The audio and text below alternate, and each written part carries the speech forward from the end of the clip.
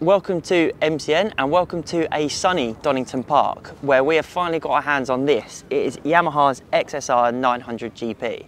This MCN video has been produced in partnership with Bikesure Insurance. We rode it at the World Launch earlier this year and we got a good feel for the bike. We did a few corners on track, we didn't get any proper track sessions, and we did a road ride, but it wasn't sort of the ideal testing place for it. It was a lot of traffic, it was a lot of towns, and to be honest, this is probably one of, if not the most exciting bikes of this year. So we wanted to do a really deep dive on it, really do it justice. So we've had this on test for a couple of weeks now. We've done some huge mileage on it on the road. There's been a variety of testers riding it. So we've had myself, we've had Chris, we've had Nevesy, all different ages, different heights, into different things. And we've brought it here today to test it on track as well. We absolutely love the styling of this thing. It looks absolutely beautiful, but does it have the minerals to back it up?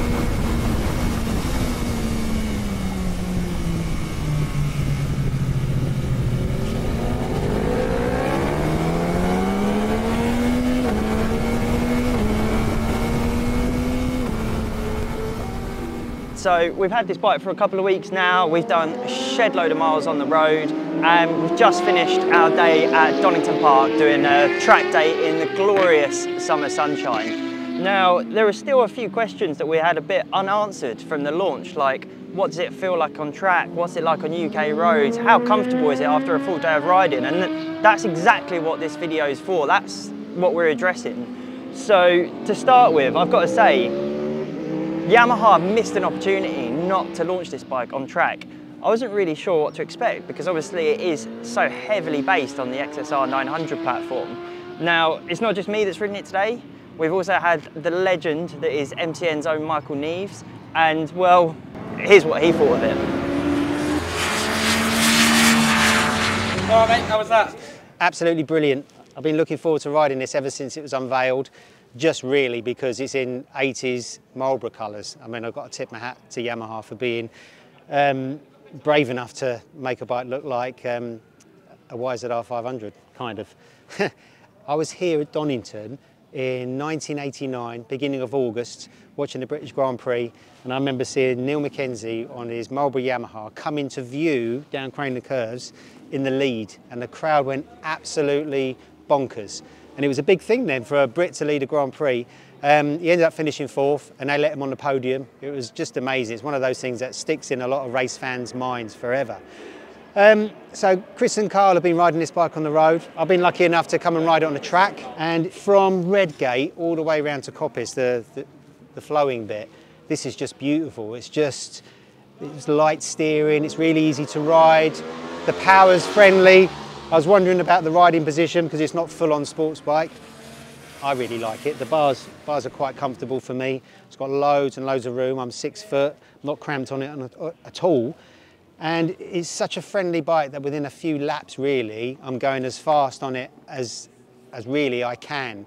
I don't need more sessions to learn the bike. You can just kind of get to grips with it straight away.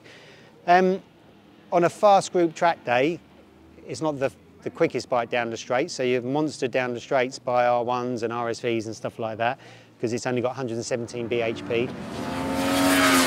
But on the corners is absolutely glorious. It's quite soft, but it kind of needs to be soft. It's on its OE Bridgestones, which are good tyres, but obviously they're not race spec, so don't want to make the bike too stiff because then you start running into grip problems. The brakes are quite good. They're a little bit wooden for track work, and you bump into the ABS a little bit. The gearbox is lovely on the way up, but the quick shifter is quite harsh on the way down, so I'm using the clutch just to level it all out. It doesn't feel, you know, it's a very flowing bike. It doesn't grab you by the scruff of the neck and say, you know, impress you like a super sport bike would. It's much more flowing and much more gentle way of going fast. You know, and it'd be interesting to see what the R9 is going to be like when I guess it's going to be even sportier. But if the engine stays the same, I think it will still be quite mellow. But overall, I think, you know, if you want to set quick lap times around a track day, this isn't the bike. But if you want to just enjoy riding around a track and just savour the experience, especially if you want to pretend to be Wayne Rainey or Eddie Lawson and Neil Mackenzie, it's just absolutely brilliant.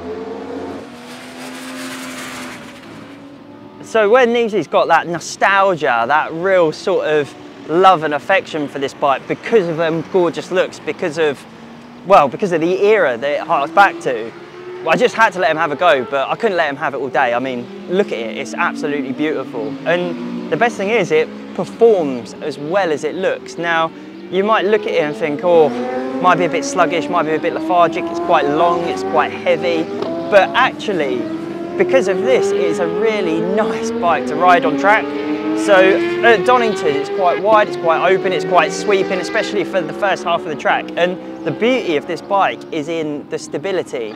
Because it is quite long, because it is quite planted, it's so effortless to get from side to side. When you're coming through Sector 1 out of Redgate and you're coming through Craners, it's so nice and so calm. It holds the line really well. The riding position's really nice and natural too. Whether you've got a bit more of an old school style like Neezy does, or if you like to hang off a little bit more like I'd prefer to do. So it actually surprised me how well it handled. Now, when we first jumped on it, it was a little bit soft today, so we've jacked up the preload a little bit on the rear, that's helped. We went a bit too far initially, so we lost a bit of grip, and that's where you sort of get to the limitations on this bike. You get there very quickly because it is so comfortable, it is so confidence inspiring. It's not a bike that's built for lap times or for going aggressively fast, it's a bike built to be enjoyed, and to be honest, I'd almost look at this as the gentleman's track bike. So for starters, although the engine is absolutely beautiful, it's really nice, it's sort of the perfect sort of power and torque for the road, it does feel a little bit legless when you're going up against thousands, you know, when you get to bigger straights, when you're sort of getting from third, fourth, fifth, sixth gear, it is a little bit lacking at the top end. On top of that, it is still quite soft and it's not lethargic, but you do sort of feel where you've got that stability, you do lose a bit of that nimbleness that you get on a sports bike. Say for example, when you're going through foggy S's, just getting it from side to side, when you're getting it into the Melbourne loop, it just doesn't have that real sharp, aggressive turning that a true sports bike has. Now, there's a couple of things that I'm quite keen to change on this. The first thing's the tyres. So the Bridgestone S23s are nice and grippy, they do a really good job, they get up to temperature well, but they do lack a little bit of that feel, especially when they get hot. We've dropped the pressures as to what Bridgestone had suggested, so we're 32 on the front, 30 on the rear, but they just don't quite have that subtle feel and feedback that gives you the confidence to go faster on track. But to be honest, they're sort of the perfect amount of grip for this bike because, as you can see, you do run into a little bit of ground clearance, but it's not too much of an issue. And another thing to say is as well is that the brakes aren't the sharpest.